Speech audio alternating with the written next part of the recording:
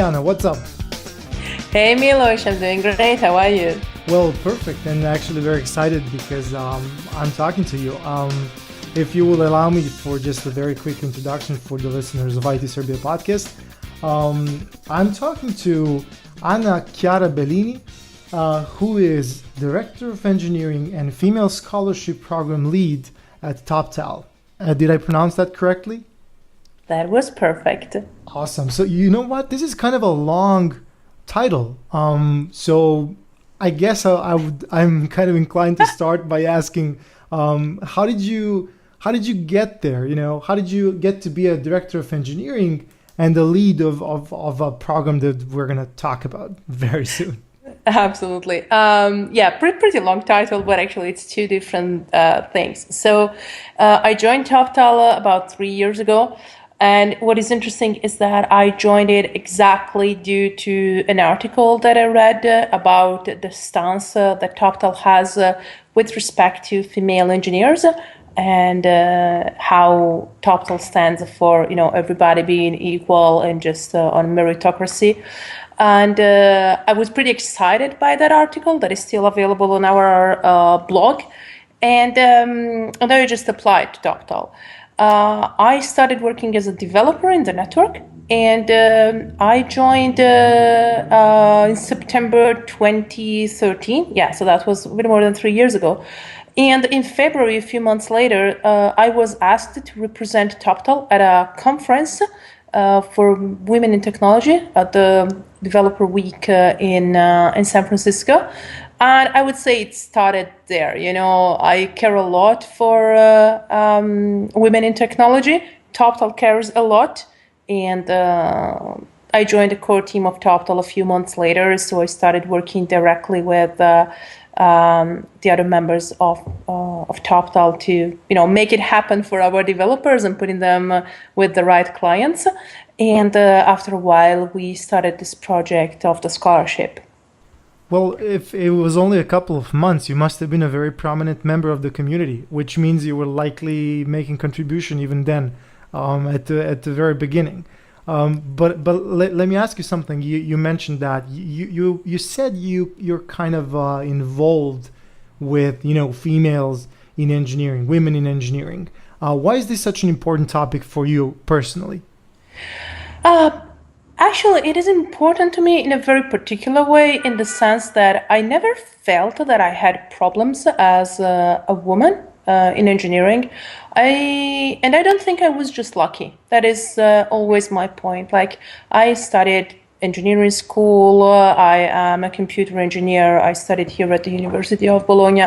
And when I started, there were like 3 female students out of a class of 600. But for some reason, I never felt singled out. It may be because my mom was a math teacher. To me, it was just normal to be there and to care about math and science, and computer science just came naturally, basically. And it is important to me because I think that is the way it should be. I never had problems. I think that a lot of it has to do with attitude, and I just like to be able to show to other women that, what's the problem? We can do it, and you can do it. Exactly. I mean, I've heard, that Toptal is very proud of its female engineers involved in the community. So I guess you still consider yourself one of them, right? Absolutely. Like, the great thing about Toptal is that we see ourselves first and foremost as a network of people. We obviously have a service that we sell to our clients and everything, but it is first and foremost a community and a network of people. So for me, being part of it is extremely important. I take any possible occasion to meet with Toptalers and be them in our core team or in the network. I'm always super happy to meet them and just hang around and learn, because it is an amazing community of very talented people, and I just have a blast every time that I meet with a group of them, or even a single one. It's just great. I heard that Toptal is preparing a community meeting here in Belgrade. So, make sure you come. We will be there very soon. I think in about a month from now. We're now on a road trip. Basically, a group of Toptalers is touring Eastern Europe and Germany, I would say. We started this road trip in Split, in Croatia, on September 1st. And I think it will end... I don't remember if it ends in Zagreb or in Belgrade, but we're just going through all of Eastern Europe countries because we have a lot of people in these countries. We have a lot of people in our network, a lot of great developers, amazing designers, and we're just going around and meeting them and just to create a better sense of our community, a better sense of making people understand that working for Toptal is not just having your place there to get a job, but it is really being a part of a community. And by the way, I was in Belgrade a few months ago just for another Toptal event. It was back in April, I think, or May. Yeah, I wasn't able to go back then, but trust me, I'm gonna be there on the next one. So what Awesome. From what I'm hearing on a regular basis about Toptal, you are basically working in how should I say, a diverse and likely a completely remote team, if I'm not mistaken. It is completely remote. Like the company itself, not only the developers or the designers that work for the network, but the company itself doesn't have offices anywhere. I work most of my time from Italy, and I say most of my time because I like traveling, so I travel a lot, but we don't have offices anywhere. We have some, I would call them temporary organizations, where maybe a group of Toptalers, 5 or 10 people, they just gather someplace, and then maybe we book a large apartment, or we go to a co-working. We storm a city for a few days. Just recently we were in Lisbon with an event like that for 2 weeks, where we had more than 60 people from both the core team and the network just joining and working together for 2 weeks of workshops and just exchanging experiences, brainstorming and surfing, which was great. So we're talking about a completely remote team and a team of very strong achievers. So do you feel like you're making a big impact on the industry? Definitely. I definitely feel so. I think this is the way that the market should be completely in, 10 to 15 or 20 years, but I don't see it farther than that. I think we are making a big change. We are proving that it works, and it's working great. Remote development has been around for several years now, but many companies have seen it, I think, mistakenly as just a way to outsource job to cheaper countries, and also often expecting lower quality. This is definitely not what we do. And the best thing, I think, is that we are just the proof that you cannot do only remote development, but you can do remote everything. We have all of the functions that you can imagine, from sales to legal to HR, everything that is traditionally in an office. We have everything remote. We have everything spread out in all the possible time zones of the world. We have people from Australia to all parts of Europe, some people in the Philippines or Malaysia, a lot of people anywhere in the Americas, from Canada to United States and South America. And we just are able to make it work very well for everybody. And we work at a very, very tight pace, I would say. I'm pretty sure we are much more productive and efficient than a traditional brick and mortar company. Yeah, but I will also say you don't really have standard work hours. I'm imagining that there are people who punch in much more than 8 hours per day, or even less than 8 hours a day, and still maintain a level of productivity. Would you agree with that? I definitely agree. The good thing is that we don't punch in hours. I think that one of the biggest problems of traditional work is that the company for which you work feels like they own your time for 8 hours a day. That is it. And that is regulated. They own your time from 9 a.m. to 1 p.m. and to 2 p.m. to 6 p.m. And you have to take that hour exactly off from 1 to 2 p.m. for lunch. That is the time that they own. And often, even if you don't have anything to do on a specific day, they own your time anyway. And that is simply wrong. What matters for us is that you get your job done. And sometimes you get your job done over the course of 6 hours, and that's awesome. Please teach everybody in your team how you did that. Sometimes you get your work done in 13 hours. But I also have a point that you don't really work for your traditional employer 9 hours a day, because that involves, getting out of the house. Often it requires getting ready for office, and then you have to commute, then you have to work, you have 1 hour for lunch, and then you work, and then you commute back. So it is highly reasonable to say that the time you spend for work is anywhere from 10 to 11 hours per day. And in that time, you don't do anything else. You don't spend a minute with your family, with your friends. You don't watch the X Factor or whatever that is. The X Factor is a big thing in my schedule on Thursday night. But when you work remotely, sometimes I do work, say from, I work US hours. So I usually start around 2 p.m., that's 8 a.m. Eastern. And I often finish around midnight. Sometimes 1 a.m., 2 p.m. And people will say, oh, but then you work at 10 hours per day or 12 hours per day. But in that time, I do have time for myself.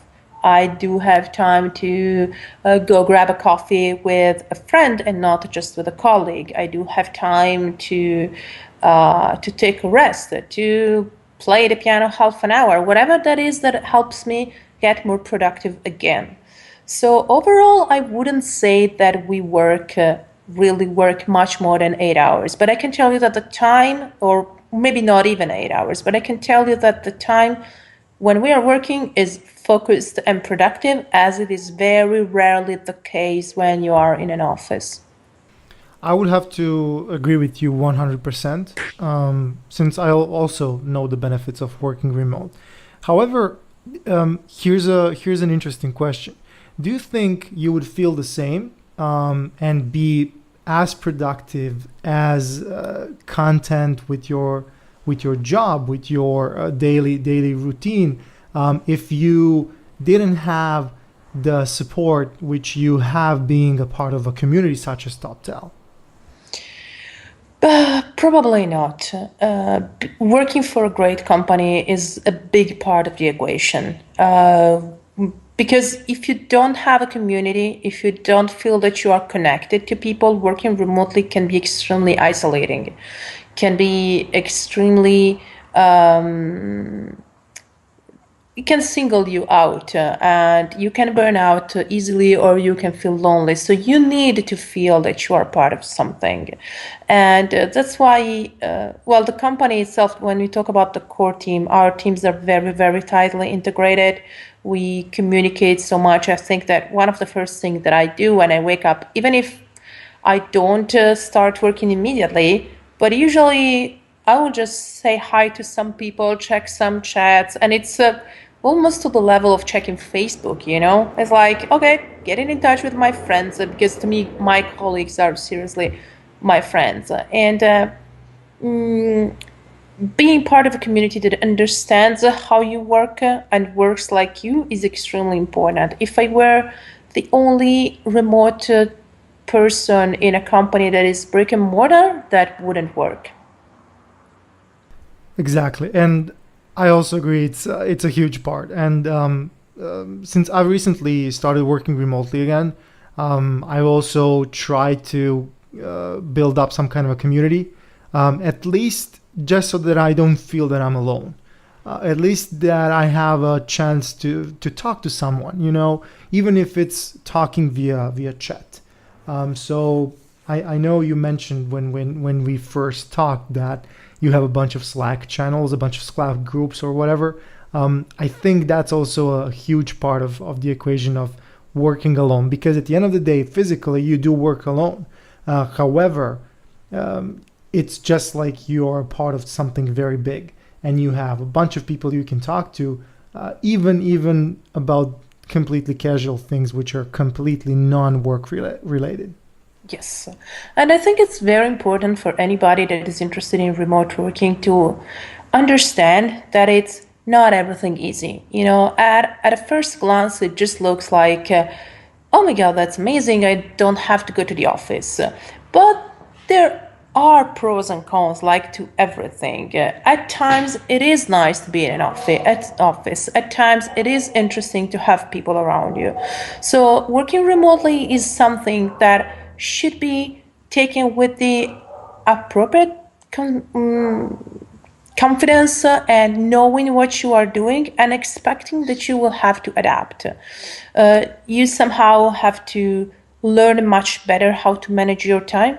You have to learn when you switch on and when you switch off, especially when you switch off.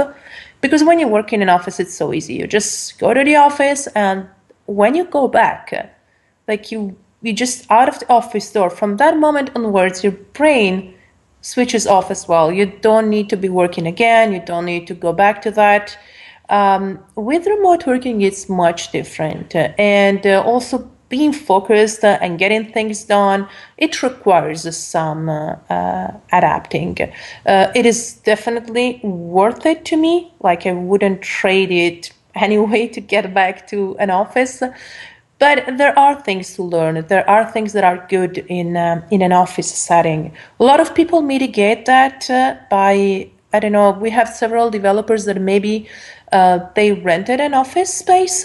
They don't work strictly together in the sense that they don't work on the same projects. Maybe it's, I don't know, we have somebody in Zagreb, they have a person that is in the core team and a few developers, and they all work together from the same office, just so that they see each other, and maybe sometimes when they take a break, they chat a bit, or maybe they go have lunch together, and they're not actually needed to be there if they don't want to go there for a day, but they don't. But for some people that is necessary. It is still much better than having to commute or long ways or even move to another country. Because one of the best things about working remotely is that you don't have access only to your local job market, which may be not as interesting. Like the local job market where I live in Bologna is not exactly as interesting as the job market in San Francisco, I would say. And for me, when I joined Toptal, the immediate thing was that instead of working for clients in a small village close to Bologna, I was working for a client in San Francisco that had a much more exciting job. But you can do that without moving. And, you know, I think that the pros are much, much more, but still, there are some things that are not perfect in remote working. Exactly. I mean, it is the 21st century. Working remote is completely possible, and not only possible, it's possible for anybody. You know, yes, there are countries and parts of the world where you don't have proper internet connection, etc., but for the most part, you know, anybody from Europe, for example, can work remotely. And especially for younger folk out there, I would advise people to try doing it for a while, even you know, outside of their regular work hours, you know, in a freelance mode, part-time. I always encourage people to do it because, you know, you never know until you try it and feel the vibe of working remotely. And you know what? Thanks so much for sharing your point of view on being what's called a digital nomad today. Do you identify with that word? I identify with that word perfectly. I think that in the last couple of years, I spent probably at least 60% of my time traveling. So I am often here in Italy, but I've spent really a lot of time away from here, working sometimes from Belgrade, like I was there for a week, or working from the United States, from Brazil, from a lot of other places. And one thing that I always find funny about digital nomads is that most often people share pictures, and I do that as well. Like, hey, the office today, and the office is a beach with a coconut on the side, and I did that. Like, I shared that picture specifically. Yeah, it's kind of a stereotype, but I still, I mean, it does kind of portray what people can do when they're in that mode. Exactly. But as you said it well, it is a stereotype. That's not always how it is. And people should understand that it's not, because if you see, I work from, I don't know, a hammock in the middle of the Amazonian forest, yes, maybe there are some things that you can do there, but you are not going to have a super productive coding session while being on a hammock or on the beach, For those cases, you probably need a more focused setting. But the good thing is that there is surely a part of your work, which may be when you're studying something, when you are just replying to emails or taking care of chats or whatever that is something that you can really do from, the hammock or whatever you like. I don't know, a buzzing cafe in Paris or whatever that is for you. You need to learn, however, in those situations, you need to learn how to focus. That is something that is very important. I mean, yeah, you can do it. That's I guess having the freedom to do it from time to time is also a very big thing. So tell me something. Starting from the screening process at Toptal and the entire process of working with Toptal, how important is education? That's a very good question. If you ask me about formal education, it is not something that we take into account when evaluating somebody. Though it does happen that at the moment that clients are requesting for some highly specialized professionals, especially when it comes to data science or computer vision, there are some fields in development where having a formal education helps. It is not something that is needed absolutely to pass the Toptal screening process. We completely don't check it. We have often that in the resume, and then when you have been accepted in Toptal and you complete your Toptal profile, you would enter your education. That's always a good information for introducing you to clients. But it is not extremely necessary. I do have to say that I am in favor of formal education.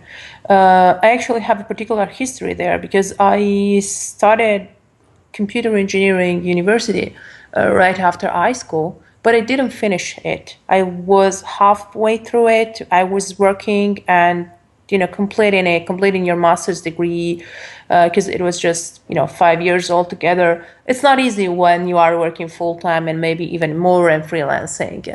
So at some point I just went back to school and completed both my bachelor and my master's. And I must say that I think a lot of the things that I have learned at the university, even if they didn't show maybe immediately a particular benefit, maybe it looked like, well, when will I ever need this? Then it comes a time in your life later when having studied things that are a bit outside of your comfort zone, a bit outside of the things that you do daily, will become helpful. Is it completely necessary? No. Is it required to work remotely? No. Do I think it is still important? I do. Well, let me tell you that I am also completely in favor for formal education, and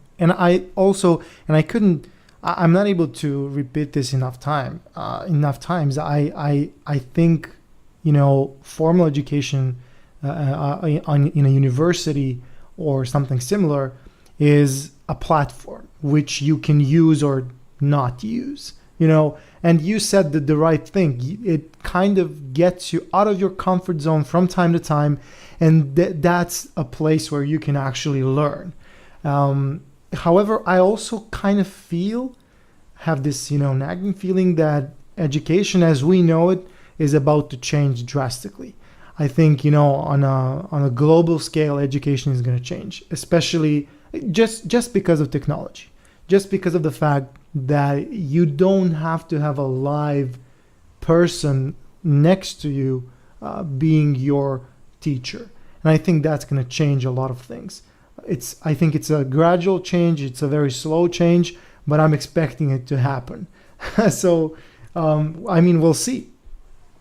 I definitely agree. And actually, you're touching something that is a real dear topic for me. I am the daughter of a professor of mathematics, and my first job ever was when I was 13, and I was teaching basically, I was just helping with her homework, a girl who was 2 years younger than me. So I can say I've been teaching basically all of my life, and it is still a part that I really enjoy in my day-to-day job now. Leading a team has a lot to do with training your team. So in general, I really care about education, and I do agree that it has to change. It will change. There are some parts of on-site education that are great. They are mostly related to being able to study together, to exchange experiences. But there are a lot of things that will change. For instance, you could have a local group of students in Belgrade that are studying at Oxford University, and they can interact in live classrooms with their professors and their peers, and also have a local study group, maybe if it's just, 5 or 10 people, and have that kind of experience, working, studying together. So it is definitely something that will change. There are a lot of initiatives. I think that they are still figuring it out. When it was 2010 or 2011, the first big, massive open online courses started, the ones that later split into being Coursera and Udacity. They just started with taking courses that they held at university and put them online. I think they were great. And then they tried very different directions. I think there is a big problem of people dropping out of these initiatives right now, but they will figure it out. I'm pretty sure that education has to change. And especially, since you should really never stop learning, I think that one thing that will change specifically is education for the higher degrees. So at the moment that you are, maybe you have your bachelor degree, you probably care much less about the social aspect of your college or university, and you care much more about what you need to learn. I, for instance, would love to take, a master course in, let's say, business administration or something like that, but I will never have the time or the willingness to move to a university campus and live there for 3 years to do that. That will not happen. And I think this is something that universities will have to think about. Research organizations will have to think about. PhD courses, researchers will have more and more to be remote if they want to attract the right talent, just like companies will have to accept remote work if they want to work really with the best people. Exactly. I mean, a lot of things is changing. Some things due to technology being so, turbulent, so aggressively advanced. And I guess as soon as some new fresh blood comes into those professor chairs, I guess things are going to change, because it's an entire system that's been around for a while now, and it's not easy to change it. But I'm pretty sure we're going to witness a huge change very, very soon. When I say very soon, at least in the next 5 or 10 years. I agree. And you know what? I think that one of the important points is that until a few years ago, no matter how good or creative you were or how hardworking, you didn't really have a chance. You had to move if you wanted to do something, be it work at a great company or attend a great university. You had to move. Those things will not come to you. But right now, the options are so many that a highly skilled professional will not move to, I don't know, the Netherlands or whatever other place and leave behind family and everything just to work for that great company. And even, I don't know, they will not even move to San Francisco or anything else if they can live in a place where they are happier. And the more skilled you are, the more that is true because you have other options. So I think that this is a change that definitely will have to happen in education. Big companies will have to accept it. And I think we're just going to witness something very exciting. Couldn't agree more. And while we're at the topic, so that second part of your title, or your second title, however you want to look at it, is you're a female scholarship program lead. And I've read something called Toptal STEM, Scholarships for Women. Can you say something about that? Absolutely. So, I don't know how many people know about what STEM is. It's a science, technology, engineering, and mathematics. So anything that you would ascribe to the tech world. These are fields where traditionally women presence has been scarce, to say at least, and the more technical, the least female. So while you may have a lot of females, at least in Italy, who attend mathematics, they may not attend engineering or just, the percentages are much lower. And the scholarship, this program of which I'm very proud, has an aims to, let's say, bridge a bit of the gap and empowering women to know that they have a right to be in technology and to do things. So what we do is it's a rolling program from 1 year because we wanted to have the most impact possible. So instead of just rolling out one big prize for a single person, we decided to have a rolling program for 1 year. We started we opened the program in November last year, and we announced the first winner in December. And we will announce the last one in November this year, so next month. And every month for 12 months, we are announcing a new winner. And this winner will receive $5,000. And most of all, they will receive mentorship for 1 year. We truly believe that being part of a community, being part of being connected with somebody that is maybe far away from you and having a mentor is something that can change your life. And we have found women with very interesting projects. This is a scholarship that is not connected or tied to being a student at any specific school or grade. Applicants can be of any age, of any nationality and any education. And one thing where we have specifically focused our attention is why would you like to get the scholarship and what would you do if you got it? And we have found just some amazing projects. Our first winner, Rosina from Nepal, is a 26-year-old young woman who is attending engineering, and she started a meetup in Bhaktapur, which is very close to Kathmandu. And she started this meetup. She had about 40 girls attending her meetup. After she won the scholarship, she explained to us that she wanted to sustain this meetup and so that she and other people could teach other girls how to be developers. That meetup in less than a month moved to 110 participants. They were able to organize a 6-week school with teachers coming from all over Nepal and volunteering their time to teach in the school. They had one class every Saturday for 6 weeks. And even the Nepalese government contacted them to see if they could roll out a program to bring education in the more rural areas of Nepal. Recently, they had a design hackathon. They held a design hackathon, and we had some Toptal designers act as remote judges for this hackathon. And this is just our first winner. This is the first girl that we got.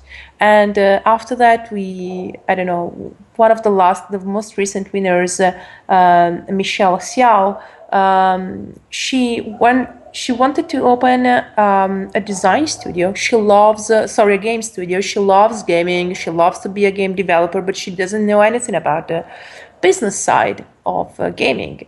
And so she is using the scholarship. She used the scholarship money to fund her attendance to a game school. Actually, it's a university, but with a specific program on gaming in Birmingham. She just recently moved to Birmingham in the UK. And she's pretty serious about funding her her game studio. So these are the projects that we care about. These are the things that we try to make happen. And if people ask me why women, I hope that one day it will be not necessary to have programs that are specific for women. I always think that if I told you that there is a scholarship that is reserved to men, you would tell me that is wrong.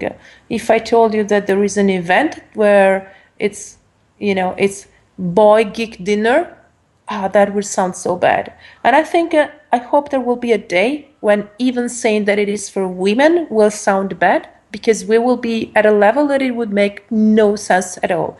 At the moment, we still need this to get women together and to make them feel safe, and knowing that you don't have to be a weirdo to be interested in development or engineering. You know what? As long as the effects are as the ones you just described, I don't see how it can be a bad thing. These girls you mentioned, they obviously made an impact in the society. Maybe for a small area, for one country, but I'm guessing it is just the beginning. And again, thank you for sharing that with the listeners of IT Serbia Podcast.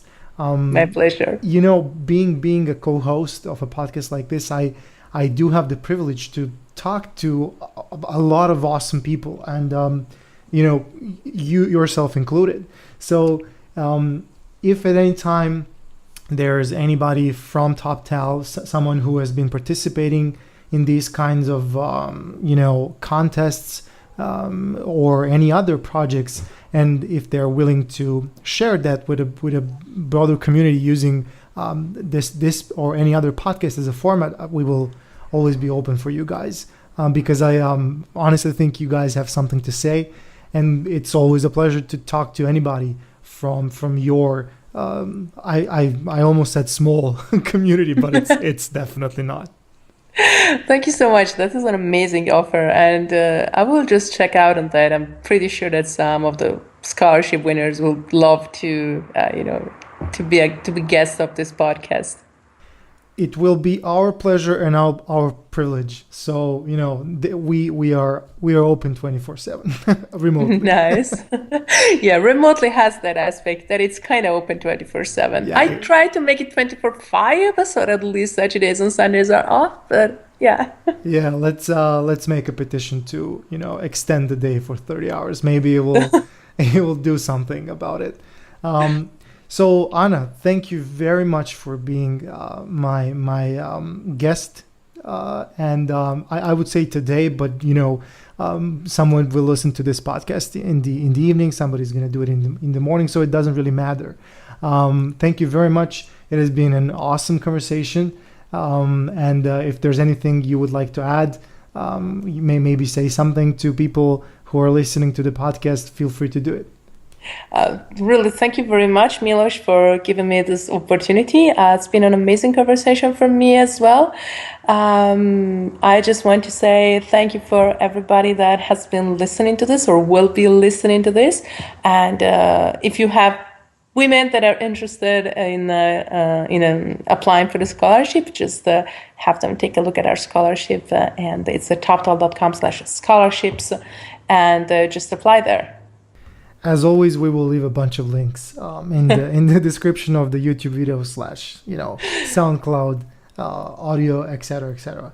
I had the pleasure of talking to Anna Chiara Bellini, who is a director of engineering and female scholarship program lead at Toptal. My name is Milos Djekic. You've been listening to IT Serbia Podcast. Thanks.